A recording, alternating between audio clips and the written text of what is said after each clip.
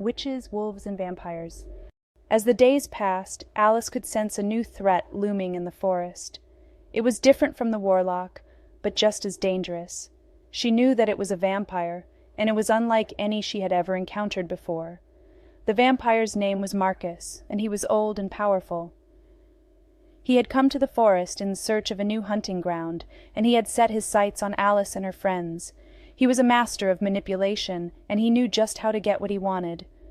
Alice tried to warn the other creatures of the forest, but they were afraid. They had heard tales of Marcus and the destruction he had wrought in other parts of the world. They knew that he was a force to be reckoned with, and they were terrified. But Alice refused to give up. She knew that she had to find a way to stop Marcus before he could do any more damage. She spent long hours researching ancient spells and incantations, searching for a way to defeat him. Finally, after weeks of research, Alice found what she was looking for. She had discovered an ancient ritual that would weaken Marcus and make him vulnerable to attack, but she knew that it would be dangerous. The ritual required a sacrifice, and Alice would have to be the one to make it. Alice gathered her friends, the werewolves, and the other creatures of the forest. She explained her plan to them, and they agreed to help her. They knew that it was their only chance to defeat Marcus. The night of the ritual, Alice and her friends gathered in a clearing in the heart of the forest. They began to chant the ancient incantation, their voices echoing through the trees. As they chanted, a dark mist began to swirl around them, enveloping them in its cold embrace. Suddenly Marcus appeared, his eyes glowing with malice. He laughed as he watched Alice and her friends, confident in his own power. But Alice knew that this was her chance. She stepped forward, ready to make the sacrifice that would weaken Marcus. As she raised her hand, a bolt of lightning struck the ground, knocking Marcus off his feet. Alice seized the opportunity and plunged a silver knife into his heart, weakening him. But Marcus was not defeated yet. He fought back with all the power he had, unleashing a wave of destruction that engulfed the clearing. Trees were uprooted, and the earth shook beneath their feet. Alice and her friends stood firm, determined to defeat Marcus once and for all. They called upon all their magic and strength, and together they launched a final assault on the vampire. With a deafening roar, Marcus was finally defeated. He crumbled to the ground, his body disintegrating into ash. Alice and her friends breathed a collective sigh of relief, grateful that the threat of Marcus had finally been vanquished. As the sun rose over the forest, Alice knew that she had done what she had set out to do. She had protected her friends and defeated two of the most dangerous creatures in the world. But she also knew that there would always be other threats to face, other battles to fight. For Alice was a witch, and she was a protector of the forest, and she would continue to use her magic to keep her friends safe, no matter what dangers lay ahead.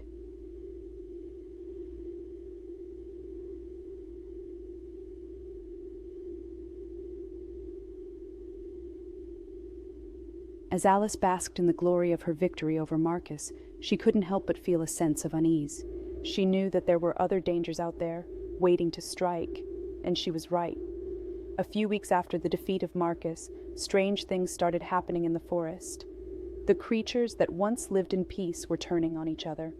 Werewolves were attacking witches, and witches were attacking warlocks. It was chaos. Alice knew that something was controlling the creatures of the forest, but she didn't know what it was. She gathered her friends, and they began to search for answers. As they scoured the forest, they came across a dark cave hidden deep in the heart of the woods. Alice could feel the evil emanating from it, and she knew that they had found their enemy. The creature that emerged from the cave was unlike anything they had ever seen. It was a giant black beast with glowing red eyes. It was a demon, and it was controlling the creatures of the forest with its dark magic. Alice and her friends tried to attack the demon, but their magic was useless against it. They needed something more powerful. Alice knew that there was only one way to defeat the demon. She would have to tap into the darkest part of her own magic, the part that she had been afraid to use for fear of becoming too powerful. As she focused her energy, she felt the darkness swirling around her. She called upon it, harnessing it to fuel her magic, and with a scream she unleashed a burst of energy that engulfed the demon. The battle was long and grueling, with the demon striking back with all the power it had. But Alice and her friends fought on, determined to win. Finally, after what seemed like hours, the demon was defeated. It crumpled to the ground, its body disintegrating into ash. Alice and her friends breathed a collective sigh of relief, but they knew that they had been forever changed by the battle. Alice had tasted the darkness, and she knew that it would always be a part of her now.